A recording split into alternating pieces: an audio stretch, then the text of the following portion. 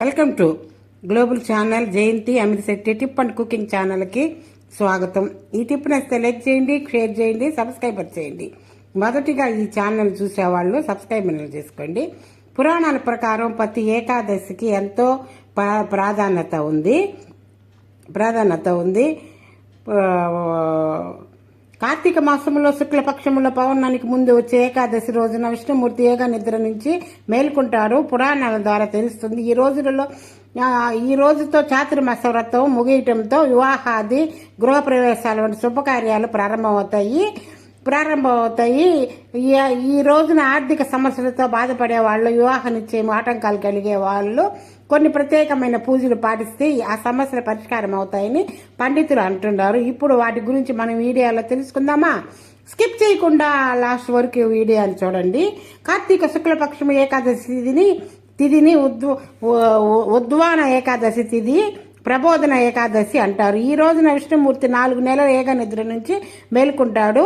ఈ రోజున విష్ణుమూర్తికి పూజించుకొని ఉపవాసం ఉంటే చాలా మంచిదని, ఆర్థిక సమస్యలతో పాటు వివాహ సమస్యలు పరిష్కారం అవుతాయని పండితులు పెద్దలు చెప్తున్నారు. పురాణాలు కూడా చెప్తున్నాయి. బ్రహ్మముహూర్తాన నిద్రలేసి స్నానపు నీటిలో బకెట్లో పసుపు వేసి స్నానం ఆచరించి పసుపు దుస్తులు ధరించాలి. అనంతరం విష్ణుమూర్తి ఆలయానికి వెళ్లి స్వామివారిని దర్శించుకోవాలి. ఉద్వాన ఏకాదశి నాడు శ్రీ మహావిష్ణువుకు కుంకుమ పువ్వు పాలతో అభిషేకం నిర్వహించాలి. ఇలా చేయటం వలన ఆర్థిక సమస్యలు తొలగిపోతాయి. వివాహానికి సంబంధించిన సమస్యలున్న వారు శ్రీ మహావిష్ణు చిత్రపటానికి కుంకుమ చందన తిలకము దిద్ది ఆపై పసుపు పూలతో పూజించుకుంటే త్వరగా వివాహం జరుగుతుందని పండితులు చెబుతున్నారు. ఉద్వాన ఏకాదశి రోజున రావి చెట్టుకు నీరు సమర్పించి సాయంకాలం వేళ రావి చెట్టు కింద దీపం వెలిగిస్తే అప్పుల బాధకు పరిష్కారం లభిస్తుందట. తులసి పూజ చాలా మంచిది. తులసి మొక్కకు చెరుకు రసాన్ని నైవేద్యంగా సమర్పించి ఆవు నెయ్యి దీపం వెలిగించాలి.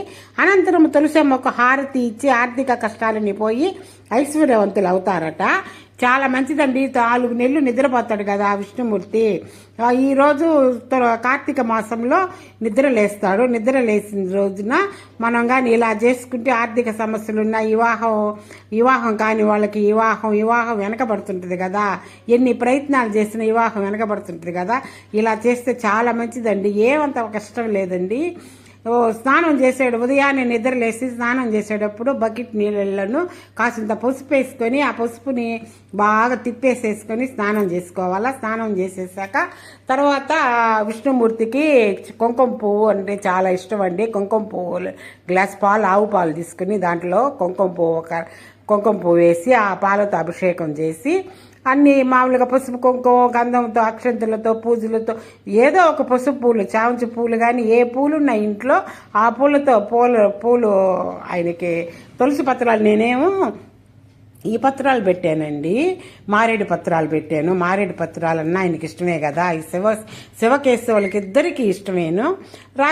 చాలా ఇష్టం ఇద్దరికి. మారేడు పత్రం ముందు రోజు పెట్టింది కూడా పనికొస్తుందండి. మరుసటి రోజుకి కడిగి పెట్టుకోవచ్చు. మళ్ళీ మారేడు పత్రానికి పూలల్లో కల్లా మారేడు పూలు, తులసి పత్రము, మారేడు పత్రము, తులసి ఈ పూలకి పారిజాతం పూలకి ఏమి ఇది లేదండి. పారిజాతం పూలు కింద పడినా పెట్టుకోవచ్చు. మారేడు పత్రాలు ముందు రోజు పెట్టినవి కూడా తర్వాత రోజు పెట్టుకోవచ్చు. మారేడు పత్రాలు తీసేయాల్సిన పని లేదండి. ఇప్పుడు తులసి దగ్గర రావి చెట్టు దగ్గర రావి చెట్టు మొదట్లో నీళ్లు పోసి దీపారాధన చేస్తే చాలా మంచిదంట.